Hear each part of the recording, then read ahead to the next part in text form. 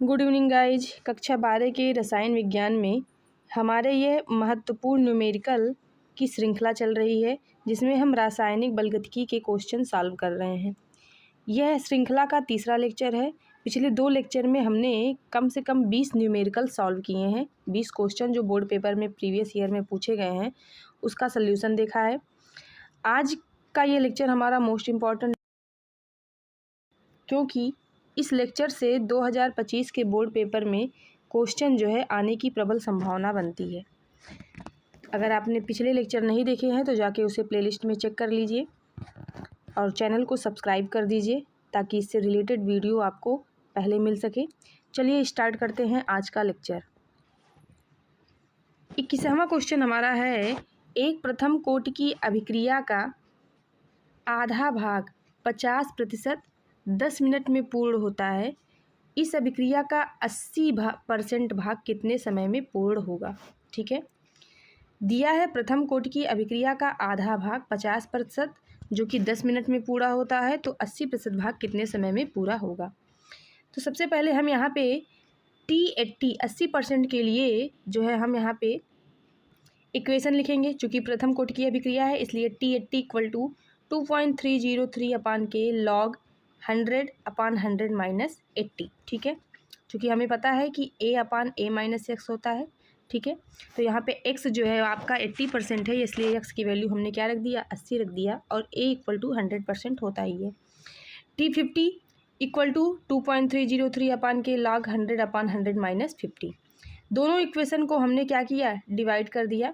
Divide करने पर ये पूरी वैल्यू हमारी कट गई, बचा T80/T50। T50 की वैल्यू जो दे रखी है वो 10 मिनट दे रखी है, इसलिए T50 की जगह हमने क्या रख दिया, 10 रख दिया, = log 100/100 में 80 गया तो बचा 20 अपान log 100/50।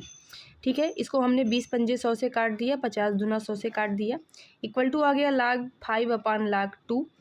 log 5 देखिए यहाँ पे हमने वैल्यू पुट कर दी है, रखी भी है कि log 1 की = जो होता है 0, log 2 = होता है 0.3010, log 3 = 0.4771, log 4 = 0.6020 और log 5 = 0.6990। ठीक है, ये log की वैल्यू दे रखी है। तो log 5 अपान हो गया log 2। log 5 की वैल्यू हमने पुट की अपान log 2 की वैल्यू पुट की, जब डिवाइड किया तो हमारा आया 2.322। ठीक है, T80/T10 = हो गया 2.322, तो T80 = इसमें 10 से क्रॉस मल्टीप्लाई करा दिया, मल्टीप्लाई कराया तो यहाँ पे आ गया 23.22 मिनट। ठीक है, मतलब इस अभिक्रिया का 80% भाग कितने समय में पूरा होता है, 23.22 मिनट में पूरा होता है। अगला क्वेश्चन दे रखा है, प्रथम कोटि की अभिक्रिया का समीकरण लिखिए। ठीक है, प्रथम कोटि की अभिक्रिया का इक्वेशन जो कि हमें पता है, प्रथम कोटि की अभिक्रिया के लिए K = होता है 2.30/T log A/A-x। ठीक है, इसके सन्निहित पदों को समझाइए। सन्निहित पदों के लिए इसका हमें डेरिवेशन करना होगा। डेरिवेशन हमने प्रीवियस क्लास में लेक्चर में अपने कराया है, अगर आपने नहीं पढ़ा है तो जाके पढ़ लीजिएगा, प्लेलिस्ट में वो वीडियो हमारा मौजूद है। एक प्रथम कोटि की अभिक्रिया की अर्ध आयु 693 सेकेंड है, इसके वेग स्थिरांक की गणना कीजिए। ठीक है, प्रथम कोटि की अभिक्रिया है, उसका हाफ एज जो दे रखा है, अर्ध आयु जो दे रखा है वो 693 सेकेंड दे रखा है, तो वेग स्थिरांक K का हमें मान ज्ञात करना है। ठीक है, तो हमें पता है K = होता है 0.693/T हाफ। एक इक्वेशन ये भी हमने आपको बताया था। तो यहाँ पे 0.693 T हाफ की वैल्यू 693 दे रखी है। ये जब पॉइंट हटाएंगे तो यहाँ 3 अंक के बाद दशमलव है, तो नीचे हम 10⁻³ से क्या करा देंगे, गुणा करा देंगे, और जब ये 10⁻³ ऊपर जाएगा तो हो जाएगा 10⁻³ और पॉइंट हट जाएगा। 693 से 693 कट गया, आ गया 1 × 10⁻³ प्रति सेकेंड। तो एक प्रथम कोटि की अभिक्रिया जिसका अर्ध आयु 693 सेकेंड है, इसका वेग स्थिरांक कितना है, 1 × 10⁻³ प्रति सेकेंड। अगला क्वेश्चन देखते हैं। अगला क्वेश्चन 23वां दे रखा है, अभिक्रिया N2O5 = 2NO2 + ½ O2 के लिए यदि -d/dt N2O5 = K dash bracket में N2O5 dy/dt NO2 equal to K double dash N2O5, dy/dt O2 equal to K triple dash N2O5। तो K dash, K double dash तथा K triple dash में संबंध स्थापित कीजिए। ये क्वेश्चन हमारा 2023 में पूछा है 3 नंबर का। तो सबसे पहले हम अब इसको सॉल्व करना है हमें, तो हम ये इस इक्वेशन को देखेंगे, ठीक है। इस इक्वेशन में दिया है N2O5 equal to 2NO2 plus half O2। तो यहाँ पे dy/dt कंसनट्रेशन ऑफ N2O5 हो गया इक्वल टू, यहाँ पे NO2 के 2 मोल दे रखे हैं, तो 2 मोल है तो इसलिए क्या हो गया 1/2 dy/dt concentration of NO2 equal to, यहाँ पे 1/2 मोल है इसलिए क्या हो गया 2 आ गया, क्योंकि 1/1/2 तो ये 2 कहाँ चला जाएगा, ऊपर आ जाएगा 2। dy/dt कंसनट्रेशन ऑफ हो गया O2, ठीक है। अब यहाँ पे कहा है कि dy/dt N2O5, ठीक है, equal to K dash concentration of N2O5। तो इसकी जगह पे हमने K dash concentration of N2O5 put कर दिया। फिर कहा है dy/dt concentration of NO2 equal to K double dash concentration of N2O5। तो यहाँ पे 1/2 और इसकी जगह पे हमने पुट कर दिया K double dash concentration of N2O5। फिर कहा है कि dy/dt कंसनट्रेशन ऑफ O2 की जगह पे K ट्रिपल डैश N2O5। तो हमने यहाँ पे 2 लिखा और इसकी जगह पे K triple dash N2O5 add रख दिया, ठीक है। अब N2O5 क्या हो गया आपस में कैंसिल, बचे यहाँ पे K डैश इक्वल टू, ये हो गया K डबल डैश अपान 2 और ये हो गया equal to 2K triple dash, ठीक है। अब इसमें रिलेशन देखा जाए तो ये जो है आपका ये 2 इसका यहाँ भी मल्टीप्लाई होगा क्योंकि ये अपान में है, बटे में है, और यहाँ पे भी होगा, तो ये हो जाएगा 2K dash equal to K double dash equal to 2 2 जा 4K ट्रिपल डैश, ठीक। तो K dash, K double dash तथा K ट्रिपल डैश में क्या रिलेशन है, 2K dash equal to K double dash equal to 4K triple dash, मतलब 2:1:4 का। अगला क्वेश्चन देखते हैं। तो अगला क्वेश्चन है हमारा 24वां क्वेश्चन, जो कि दे रखा है किसी प्रथम कोटि की अभिक्रिया के लिए अभिक्रिया का जो वेग स्थिरांक है वो 7 × 10⁻⁴ प्रति सेकेंड है। अपनी प्रारंभिक सांद्रता के 1/4 1/4 तक कम होने के लिए अभिकारक द्वारा लिए गए समय की गणना कीजिए, ठीक है।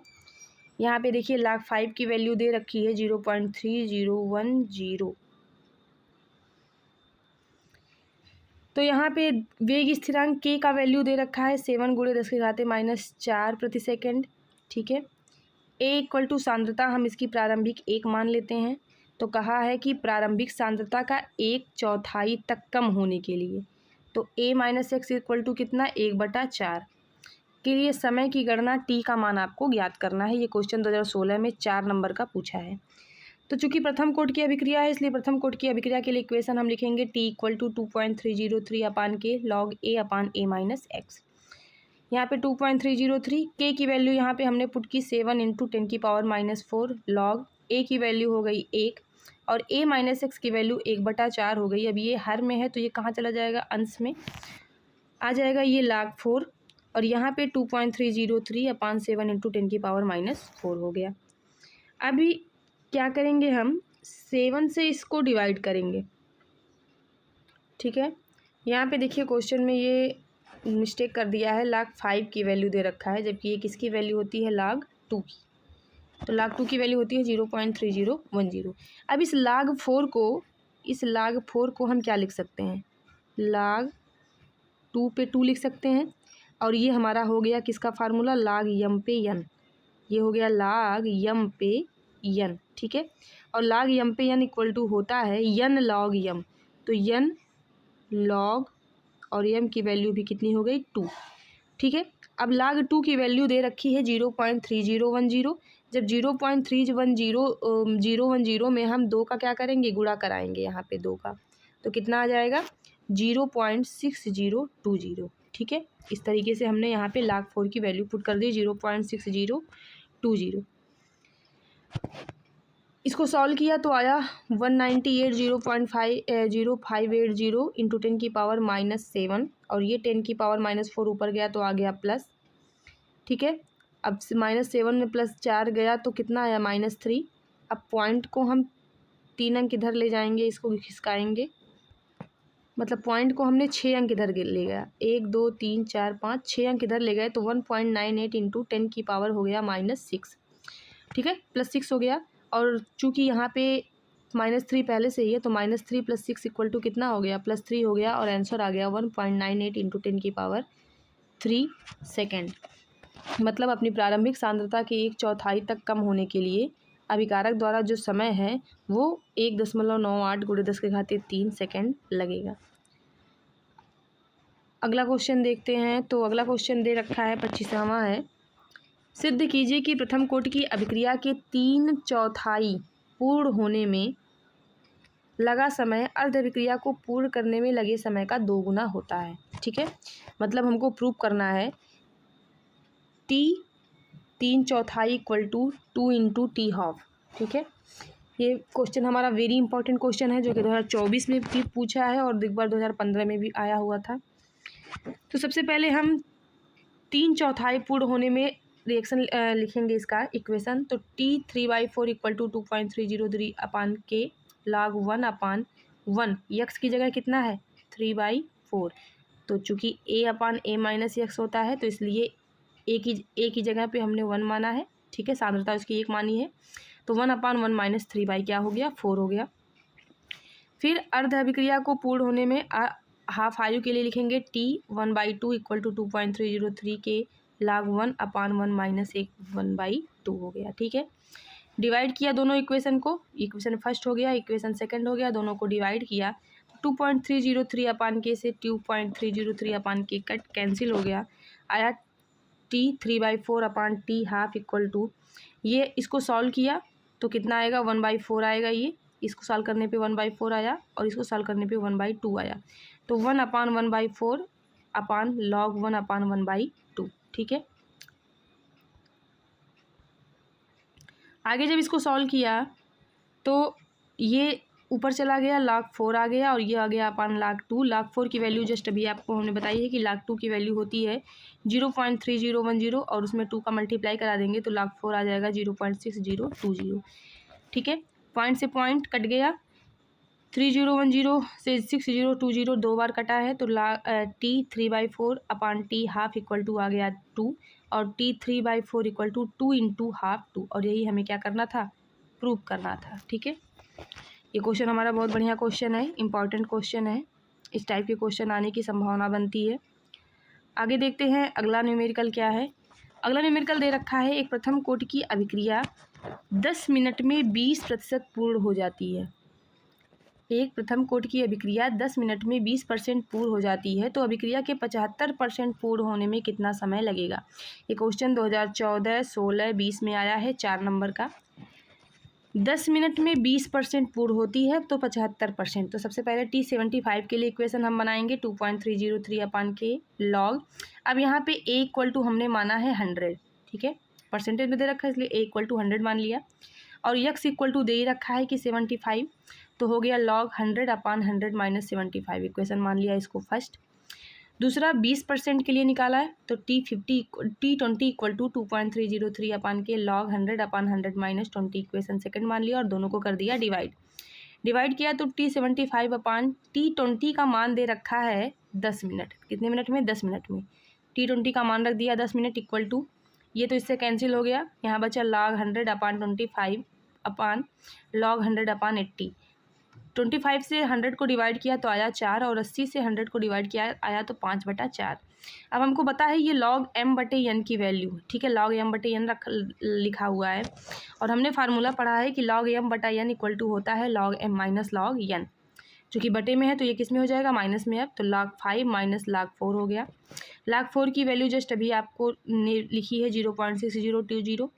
log 5 की वैल्यू हमने इसके पहले बताया था 0.6990, यहाँ पे रख दिया माइनस log 4 की वैल्यू हो गई 0.6020। दोनों को घटाया तो आया 0.0970। ठीक है, डिवाइड किया, डिवाइड करने पे आया 6.206 T75 10 का क्रॉस मल्टीप्लाई करा दिया तो आ गया 6.206 इंटू 10 इक्वल टू 62.06 मिनट। मतलब अभिक्रिया के 75% पूर्ण होने में जो समय लगेगा वो 62.06 मिनट लगेगा। अगला क्वेश्चन देखते हैं। 27वां क्वेश्चन है, प्रथम कोटि की अभिक्रिया के वेग स्थिरांक का व्यंजक निर्धारित कीजिए। मतलब इसका डेरिवेशन करना है, तो इसका डेरिवेशन हमने अपने लेक्चर वाले क्लास में क्या कराया है, आपको नहीं देखे हैं तो जाके देख लीजिएगा, प्लेलिस्ट में पड़ा है। प्रथम कोटि की एक अभिक्रिया में कोई पदार्थ अपने प्रारंभिक मात्रा का 100 मिनट में आधा रह जाता है। कहा है कि कोई पदार्थ अपने प्रारंभिक मात्रा का 100 मिनट में आधा रह जाता है, तो बताइए कि कितने समय में यह अपने प्रारंभिक मात्रा का 1/4 रह जाएगा। चूँकि प्रारंभिक मात्रा का 100 मिनट, इसलिए टी हाफ इक्वल टू हमने 100 मिनट को मान लिया। ठीक है, हमने यहाँ पे मान लिया कि टी हाफ इक्वल टू क्या है, 100 मिनट। ठीक, 1/4 पूछा है उसने, 1/4, तो 1/4 के लिए हमने इक्वेशन लिखा T1/4 इक्वल टू 2.303 अपान के log 1 अपान। ठीक है, यहाँ से हमने क्या किया है, प्रारंभिक कुल सांद्रता को A को माना है 1, डायरेक्टली थोड़ा कर दिया है क्योंकि आप यही कई बार लगा चुके हैं तो आपको कोई दिक्कत नहीं होनी चाहिए। 1/1 माइनस 1/4, तो ये कितना आ जाएगा। ठीक है, या total A minus equal to, एक मिनट, 1 A इक्वल टू 1 माना और A माइनस x आपका दे रखा है 1/4। ठीक है, प्रारंभिक मात्रा का कितना दे रखा है, 1/4, तो A minus x equal to 1/4 दे रखा है, तो ये हो गया 1/4। और दूसरा हमने हाफ मिनट के लिए निकाला, टी हाफ इक्वल टू 2.303 अपान के log 1 अपान 1 हाफ। ठीक है, ये तो जो है 2.303 अपान के से 2.303 अपान के कट गया, ये 4 चला गया ऊपर, ये 2 चला गया ऊपर, आ गया टी 1/4 अपान टी हाफ की वैल्यू हमने पुट कर दी 100 equal to log 4 upon log 2। log 4 की वैल्यू जस्ट अभी लिखी है 0.6020, log 2 की वैल्यू 0.3010, डिवाइड किया 2 आया, log 1/4 इक्वल टू 100 का क्रॉस मल्टीप्लाई कराया 2 इंटू 100 और आ गया 200 मिनट। मतलब कि कितने समय में वो अपने प्रारंभिक मात्रा का 1/4 रह जाएगा, तो 200 मिनट में वो अपनी प्रारंभिक मात्रा का क्या रह जाएगा, 1/4 रह जाएगा। अगला क्वेश्चन देखते हैं। अगला क्वेश्चन दे रखा है, प्रथम कोटि की अभिक्रिया में 100 मिनट पश्चात किसी पदार्थ का सांद्रण अपने प्रारंभिक सांद्रण का 99% विघटित हो जाता है। अभिक्रिया के वेग स्थिरांक की गणना करनी है। प्रथम कोटि की अभिक्रिया के 100 मिनट पश्चात कोई पदार्थ जो है वो अपने प्रारंभिक सांद्रण का 99% विघटित हो रहा है, तो वेग स्थिरांक की गणना करनी है। तो यहाँ पे 99% विकसित हो रहा है, विघटित, तो इसको हमने T99, ठीक है, निकाला, तो यहाँ पे हो गया K equal to 2.303 upon T99 log A equal to हमने यहाँ पे 100 मान लिया है। ठीक, तो 100 अपान 100 माइनस 99 हो गया, K इक्वल टू 2.303, T99 की वैल्यू कितना दे रखा है, 100 मिनट दे रखा है, तो इसकी वैल्यू हमने पुट कर दी 100, log 100 में से 99 गया, आ गया 1 log 100। अब देखिए यहाँ पे log 100 में यहाँ थोड़ा हमने डायरेक्टली कर दिया है इसको, log 100 को हम लिख सकते हैं 10 की स्क्वायर, 10 की पावर 2 लिख सकते हैं, तो ये फिर हो गया log m into log m पे n, ये फिर क्या हो गया log m पे n, और log m पे n इक्वल टू होता है n की जगह का 2 हो गया, log और m की जगह हो गया 10। ठीक है, और बेस हो गया आपका 10, तो log 10 पे 10 की वैल्यू कितनी होती है, 1 होती है, तो 2 गुणे आ गया 1 इक्वल टू हो गया 2, तो इतने की वैल्यू आ गई यहाँ पे 2.303 अपान 100 इंटू 2 मल्टीप्लाई कराया तो हो गया 4.606 अपान 0 ये सॉरी 100 जब ऊपर गया तो 10 की पावर -2 आ गया, और आंसर हो गया 4.606 इंटू 10 की पावर -2 प्रति मिनट। मतलब अभिक्रिया का जो वेग स्थिरांक है वो 4.606 इंटू 10 की पावर -2 प्रति मिनट होगा। अगला क्वेश्चन देखते हैं। अगला क्वेश्चन दे रखा है, एक रासायनिक अभिक्रिया का ताप 290 केल्विन से बढ़ाकर 300 केल्विन करने पर अभिक्रिया की दर 2 गुनी हो जाती है। क्वेश्चन है, एक रासायनिक अभिक्रिया का ताप 290 केल्विन से बढ़ाकर 300 केल्विन करने पर अभिक्रिया की दर 2 गुनी हो जाती है, तो अभिक्रिया की सक्रियण ऊर्जा का मान ज्ञात कीजिए। ये क्वेश्चन 2018 में पूछा है, 3 नंबर का सक्रिय ऊर्जा का मान आपको ज्ञात करना है। यहाँ R इक्वल टू दे रखा है 8.314 जूल प्रति केल्विन मोल प्रति मोल और log 2 की वैल्यू दे रखा है 0.3010। ठीक है, तो सबसे पहले कहा है कि अभिक्रिया का दाब 290 केल्विन से बढ़ाकर 300 केल्विन कर देते हैं। तो हमने T1 इक्वल टू 290 केल्विन मान लिया और T2 इक्वल टू मान लिया 300 केल्विन। ठीक है, अभिक्रिया की दर 2 गुनी हो जाती है, मतलब कि पहले तो हमने अभिक्रिया K2 upon K1 equal to कितना हो गया 2, मतलब अभिक्रिया की दर क्या अगर प्रारंभिक है मतलब K यहाँ पे K2 इक्वल टू कितनी हो जाएगी 2K1। ठीक है, हो जाएगी, तो इसलिए K2 upon K1 equal to कितना हो गया 2। सक्रिय ऊर्जा EA की वैल्यू हमको फाइंड करनी है। फार्मूला हमने पढ़ा है सक्रिय ऊर्जा के से रिलेटेड कि log K2 upon K1 equal to EA upon 2.303 R bracket में T2 minus T1 upon T1 T2। तो यहाँ पे log K2 अपान K1 की वैल्यू दे ही रखी है कि 2 गुनी हो जाती है, तो हमने log 2 रख दिया। EA अपान 2.303 R की वैल्यू पुट की 8.314, T2 का मान रखा 300, T1 का 290 अपान 290 इंटू 300, log 2 की वैल्यू पुट की 0.3010। EA दोनों का मल्टीप्लाई कराया तो आया 19.147। 300 में से 290 गया तो हुआ 10 और 290 का 300 में मल्टीप्लाई कराया तो आ गया 87,000। ठीक है, अब 0 से 0 कैंसिल हो गया, आया EA इक्वल टू इसका क्रॉस मल्टीप्लाई कराया 0.3010 इंटू 19.147 इंटू 8700, सबका मल्टीप्लाई कराया तो आ गया EA equal to 50140 into 0.25 joule प्रति मोल। तो अभिक्रिया की जो सक्रिय ऊर्जा का मान है वो 50140.25 जूल प्रति मोल है। अगला क्वेश्चन देखते हैं। अगला क्वेश्चन है 32वां क्वेश्चन। इसमें 2 क्वेश्चन दे रखे हैं। तो इसका पहला क्वेश्चन है कि प्रथम कोटि की अभिक्रिया के लिए वेग स्थिरांक 60 प्रति सेकेंड है। अभिक्रिया को अपनी प्रारंभिक सांद्रता से 1/16वां भाग रह जाने में कितना समय लगेगा। अब यहाँ पे वेग स्थिरांक K का मान दे रखा है 60 प्रति सेकेंड। ठीक, A इक्वल टू हमने मान लिया है कि 1 है, प्रारंभिक सांद्रता हमने 1 मान ली और कहा है कि अपनी प्रारंभिक सांद्रता से 1/16वां भाग मतलब A minus x equal to हमने मान लिया दे रखा है 1/16। तो कितने समय में ये इतना रह जाएगा हमको समय फाइंड करना है। चूँकि प्रथम कोटि की अभिक्रिया है इसलिए प्रथम कोटि की अभिक्रिया का इक्वेशन लिखेंगे T equal to 2.303 upon K log A upon A minus x. T equal to 2.303, K की वैल्यू दे रखी है 60 हमने पुट कर दिया, log A की वैल्यू 1 और A माइनस एक्स की वैल्यू हो गई 1/16 और 16 को हमने कर दिया ऊपर। अब यहाँ पे हो गया T equal to 2.303 upon 60 log 16। अब देखो 16 का वैल्यू हम 2 तरीके से निकाल सकते हैं, या तो log 4 का स्क्वायर कर दें, ठीक है, और या 2 की पावर 4 कर दें। तो log 4 का स्क्वायर तो जो है 2 का गुणा कराना पड़ेगा, तो हमने क्या किया है यहाँ पे log 2 की पावर कर दिया 4, क्योंकि 2 का 4 बार मल्टीप्लाई कराएंगे 2 2 जा 4 2 जा 8 2 जा 16 हो गया। ठीक, तो मल्टीप्लाई कराया तो यहाँ पे भी log m into n log m पे n का फार्मूला लगा, n log m आ गया 2.303 4 आ गया आगे और log 2 की वैल्यू हमने रख दी 0.3010। डिवाइड किया, सॉल्व किया तो आया T equal to 383.83 into 4 301 into 10 की पावर माइनस 7। सॉल्व करने पर आया इसका T इक्वल टू 4.62 इंटू 10 की पावर माइनस 2 सेकेंड। मतलब कि अभिक्रिया को अपनी प्रारंभिक सांद्रता से 1/16वां भाग रह जाने में 4.62 × 10⁻² सेकेंड का समय लगेगा।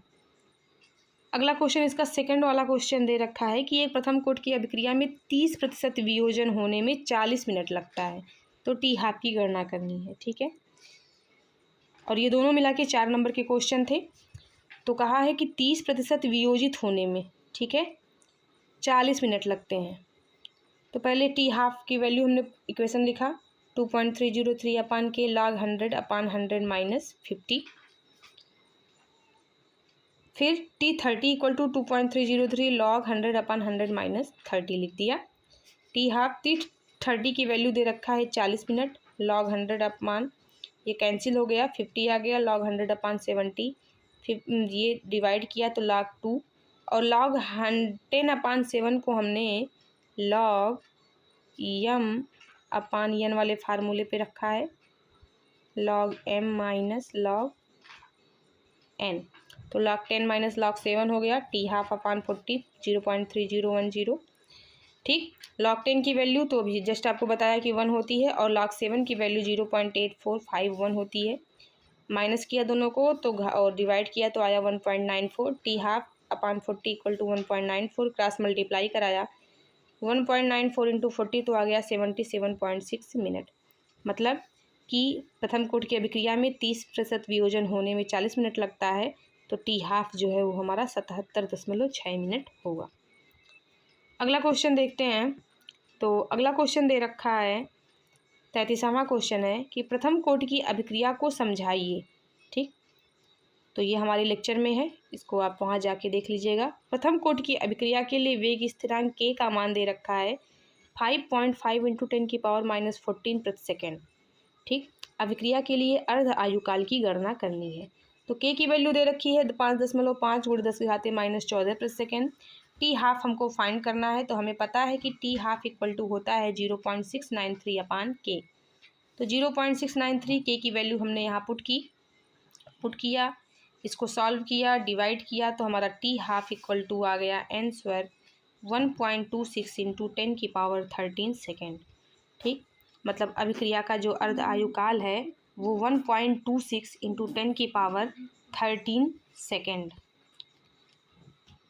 आगे क्वेश्चन चलते हैं, देखते हैं। तो 34वां क्वेश्चन हमारा है, किसी अभिक्रिया का 500 केल्विन तथा 700 केल्विन पर, अब यहाँ पे दो टेम्परेचर फिर दे रखे हैं।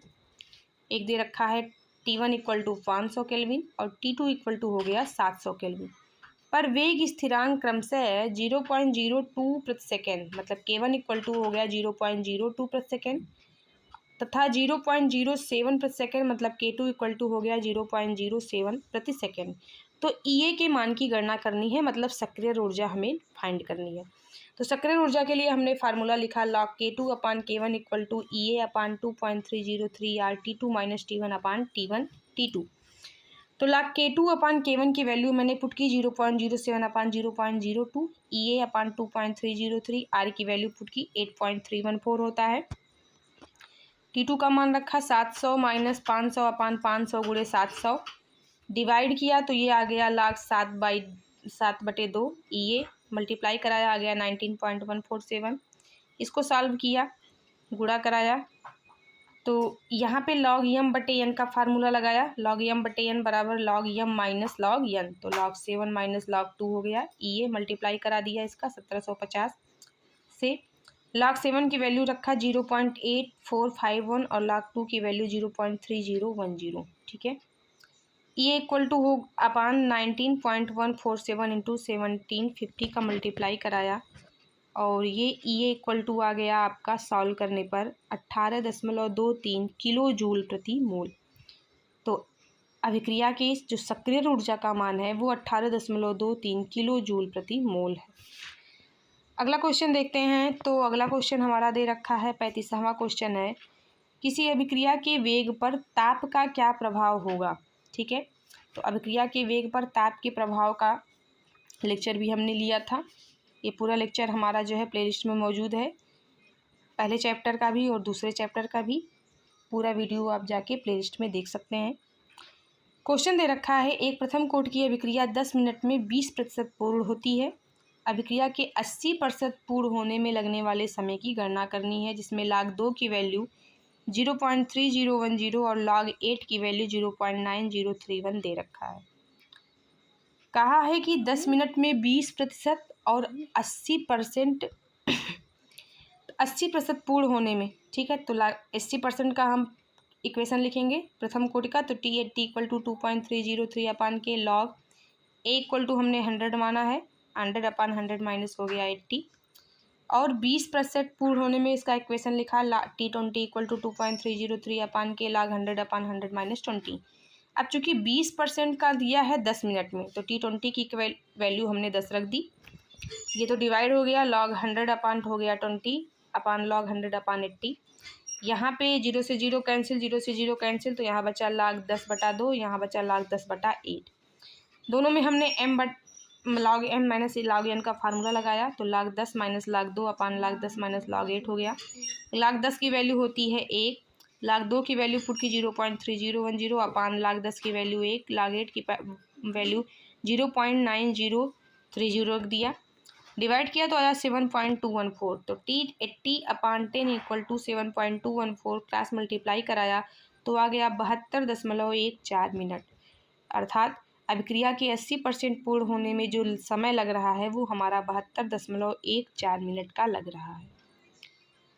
अगला क्वेश्चन देखते हैं। तो 36वां क्वेश्चन दे रखा है, किसी अभिक्रिया के वेग पर उत्प्रेरक का क्या प्रभाव होता है। ठीक, तो ये भी लेक्चर है, जाके देख लीजिएगा इसको। क्वेश्चन है न्यूमेरिकल 1, प्रथम कोट की अभिक्रिया 50 मिनट में 40% पूर्ण होती है। अभिक्रिया के 80% पूर्ण होने में लगने वाले समय की गणना कीजिए, जिसमें log 2 की वैल्यू 0.3010 और log 6 की वैल्यू 0.7782 दिया है। यह क्वेश्चन 2024 में पूछा गया है।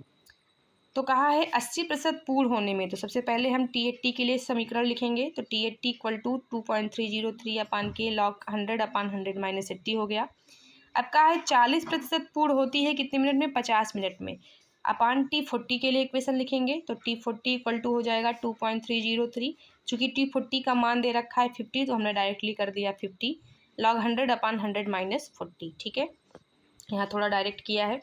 T80 अपान 50 log 100 अपान हो गया 20 अपान log 100 अपान 60 डिवाइड किया और यहाँ पे log m बटा n की जगह log m माइनस n का फार्मूला लगाया, सॉल्व किया तो आ गया 3.1515। ठीक, क्रॉस मल्टीप्लाई कराया तो T80 का मान आ गया 157.6 मिनट। ठीक है, अभिक्रिया के 80% पूर्ण होने में लगने वाले समय का जो मान है वो 157.6 मिनट है। तो अभी तक हमने इस चैप्टर के टोटल 36 क्वेश्चन का जो है सॉल्यूशन देखा। ये 36 क्वेश्चन हमारे रासायनिक बलगतिकी के प्रीवियस ईयर पेपर में आए हुए क्वेश्चन हैं और इन प्रश्नों के साथ हमारा ये चैप्टर पूरी तरीके से कंप्लीट हुआ। अगर आपको वीडियो अच्छा लगा हो तो वीडियो को शेयर करें और चैनल को सब्सक्राइब करें।